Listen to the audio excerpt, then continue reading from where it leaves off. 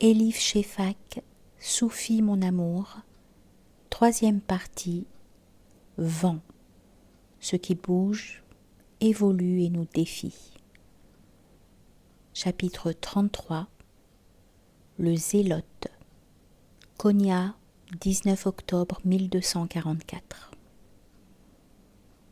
Bruyamment sous ma fenêtre ouverte, des chiens aboient et grognent. Je me redresse dans mon lit, soupçonnant qu'ils ont repéré un voleur qui tente d'entrer chez moi ou un salivrogne qui passe. Les honnêtes gens ne peuvent plus dormir en paix. La débauche et la lubricité sont partout. Ça n'a pas toujours été le cas. La ville était plus sûre jusqu'il y a quelques années. La corruption morale n'est pas différente d'une horrible maladie qui se déclare soudainement et se diffuse vite, infectant au même titre riches et pauvres, vieux et jeunes. Telle est la situation de notre ville aujourd'hui. S'il n'y avait pas la madrasa, je ne quitterais pratiquement pas ma maison. Dieu merci, il y a des gens qui font passer l'intérêt de la communauté avant le leur et travaillent jour et nuit pour faire respecter l'ordre. Des gens comme mon jeune neveu Baybars. Mon épouse et moi sommes fiers de lui. C'est réconfortant de savoir qu'à cette heure tardive, quand les voleurs, les criminels et les ivrognes errent dans les rues, Baybars et ses amis de la sécurité patrouillent en ville pour nous protéger. À la mort prématurée de mon frère, je suis devenu le tuteur de Baybars. Jeune, inflexible, il a commencé à travailler dans la garde il y a 6 mois. Des commérages ont fait courir le bruit que c'était grâce à mon poste d'enseignant à la madrasa qu'il avait obtenu cet emploi. C'est un mensonge. Baybars est assez fort et assez courageux pour être choisi sans intervention extérieure.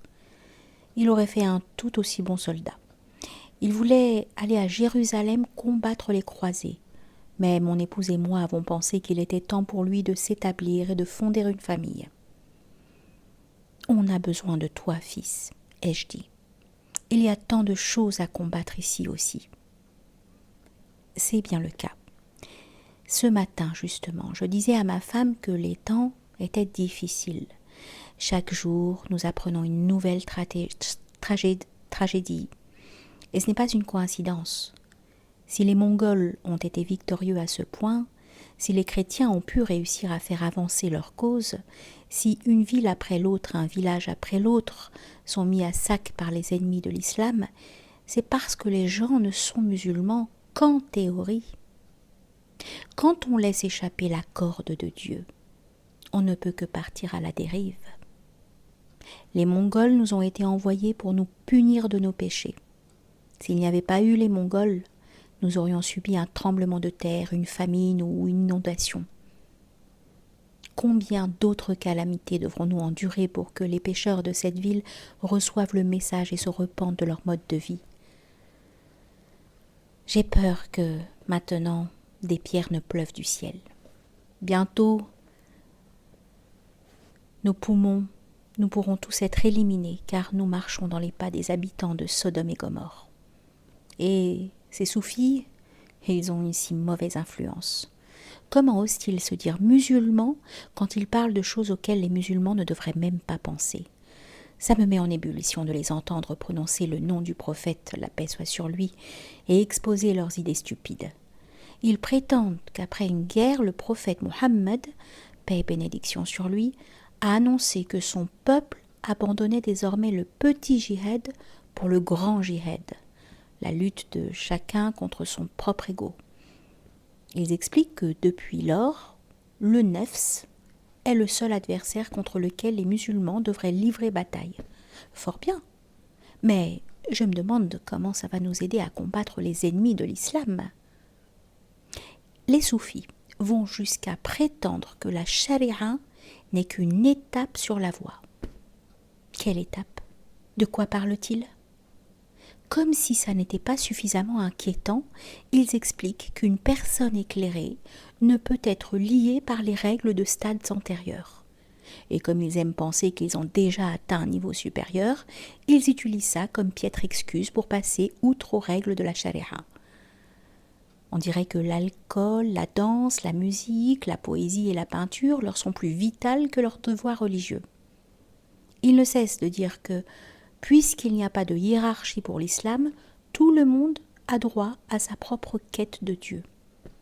Tout cela a l'air inoffensif et sans conséquence, mais quand on dépasse tout ce verbiage ennuyeux, on découvre qu'il y a un aspect sinistre à leur message. Il n'est pas nécessaire de prendre en compte les autorités religieuses. Pour les soufis, le Saint-Coran est plein de symboles obscurs et d'allusions cachées, qui tous doivent être interprétés de façon mystique. Ils vérifient donc comment chaque mot vibre en fonction d'un nombre, étudient la signification masquée des nombres et recherchent des références voilées dans le texte, ce qui revient à faire tout leur possible pour éviter de lire le message simple et clair de Dieu. Certains soufis disent même que les êtres humains sont le Coran parlant. Si ce n'est pas là un pur blasphème, je ne sais pas de quoi il s'agit.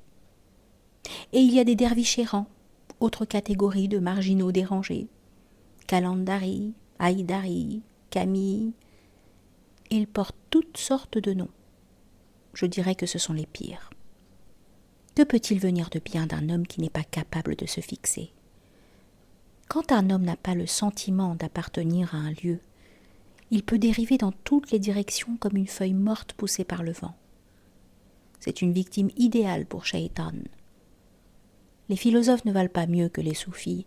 Ils ruminent et ruminent encore, comme si leur esprit limité pouvait appréhender l'incompréhensibilité de l'univers.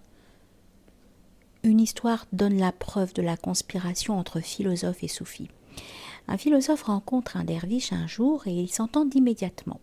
Ils parlent pendant des jours, terminant les phrases l'un de l'autre.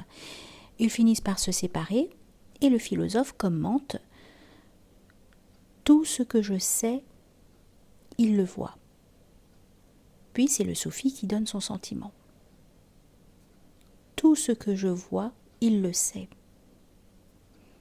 Le soufi croit qu'il voit et le philosophe croit qu'il sait. À mon avis, ils ne voient rien et ne savent rien. Ne se rendent-ils pas compte que, en tant qu'être humain simple, limité et mortel, nous ne sommes pas censés en savoir plus que nous le devrions ? Le maximum qu'un humain est capable d'atteindre, ce sont des bribes d'informations sur le Tout-Puissant, c'est tout. Notre tâche n'est pas d'interpréter les enseignements de Dieu, mais de leur obéir. Quand Baïbar s'entrera, nous en discuterons. C'est devenu une habitude, notre petit rituel. Chaque soir, après son tour de garde, il mange la soupe et le pain plat que ma femme lui sert, et nous avons une conversation sur l'état des choses. Cela me fait plaisir de voir son bon appétit. Il a besoin d'être fort. Un jeune homme bien comme lui a tant de travail dans cette ville impie.